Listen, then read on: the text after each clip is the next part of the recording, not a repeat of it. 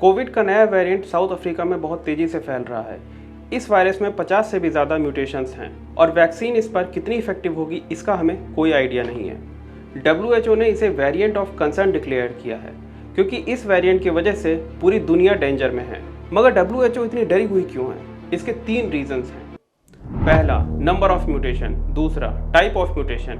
तीसरा, speed of its spread. आज तक के इतिहास में सबसे फास्ट स्प्रेड होने वाला ये ओमिक्रॉन वेरिएंट है। ये न्यूज़ सुनते ही बड़े देशों ने अफ्रीका से आने वाली सारी फ्लाइट्स बैन कर दी और स्टॉक मार्केट के शेयर भी गिरने लगे। लेकिन क्या ये वेरिएंट इतना डेंजरस है? क्या हमारी वैक्सीन कारगर हो पाएंगी इस वायरस के खिलाफ? क्या इस खबर में एक हल्की सी सिल्वर लाइनिंग या पॉजिटिव न्यूज़ छुपी हुई है? ये वीडियो हम सब के लिए इम्पोर्टेंट है क्योंकि आने वाले दिनों में हम कैसे बिहेव करते हैं ये इस पर डिपेंड करता है कि थर्ड वेव इंडिया में आएगी कि नहीं आएगी। चलिए समझते हैं म्यूटेशन क्या होता है और हमें इससे क्या फर्क पड़ता है। हमारे लंग्स की बाउंड्री पर जो सेल्स होते हैं वहाँ ऐसे स्ट्रक्चर होते हैं, इन्हें कहते हैं ACE2 receptors.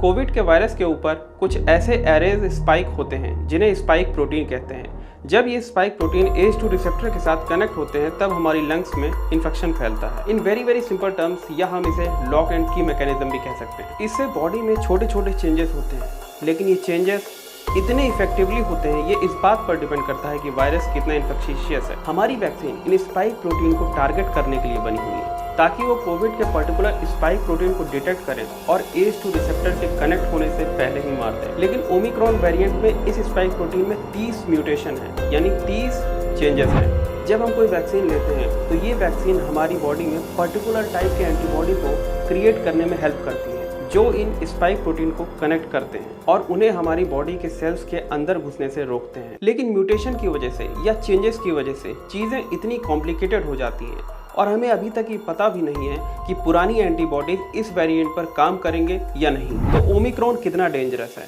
Short answer, we don't know yet. Long answer, it's complicated. आज साउथ अफ्रीका में ओमिक्रॉन वेरिएंट के 100 केसेस हैं और उन केसेस में से एक केस ऐसा है जो वेंटिलेटर पर है। ये वायरस कितना डेडली है ये टाइम ही बताएगा। लेकिन प्रॉब्लम ये है कि इस वेरिएंट के सिम्टम्स पुराने वाले वेरिएंट से थोड़ा अलग है। इसमें ऑक्सीजन सैचुरेशन लेवल फॉल नहीं होता, sense of smell, sense of taste lose नहीं होता, लेकिन हाँ इसमें थोड़ी थकान ज़रूर होती है। इस वेरिएंट के सिम्टम्स पुराने वेरिएंट से थोड़ा अलग हैं, इसलिए हमें पब्लिक प्लेसेस पे थोड़ा सतर्क रहना चाहिए। अब ये वेरिएंट कितना डेंजरस होगा ये हमारी वैक्सीन्स पर डिपेंड करता है कि वो काम करती हैं या नहीं। इस बात पर रिसर्च जारी है। बेस्ट केस सिनेरियो, वैक्सीन काम करती हैं और केवल कुछ ही लोगों को इन्फेक्शन होता है जो इतना सीरियस नहीं है। वर्स्ट केस सिनेरियो, वैक्सीन काम नहीं करती और 2022 में पिछले 2 साल की कहानी रिपीट होगी।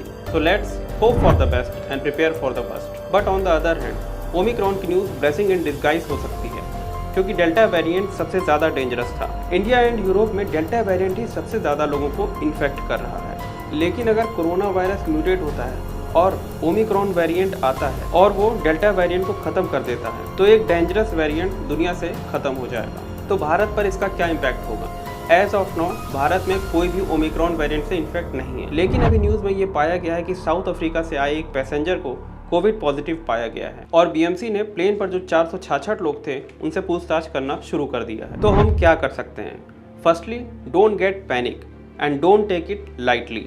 मोर infectious doesn't mean more deadly.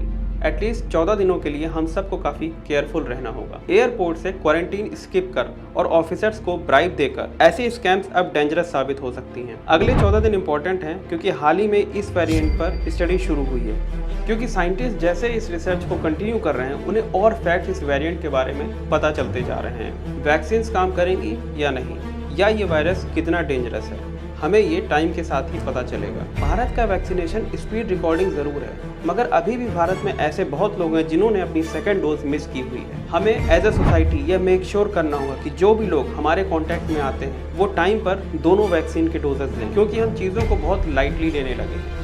Virus हमारी लाइफ का हिस्सा बन गया है, लेकिन इसका मतलब ये नहीं कि हम चीज़ों को ग्रांटेड ले लें। Early celebrations can be deadly, so wear your mask, get vaccinated and follow the rules.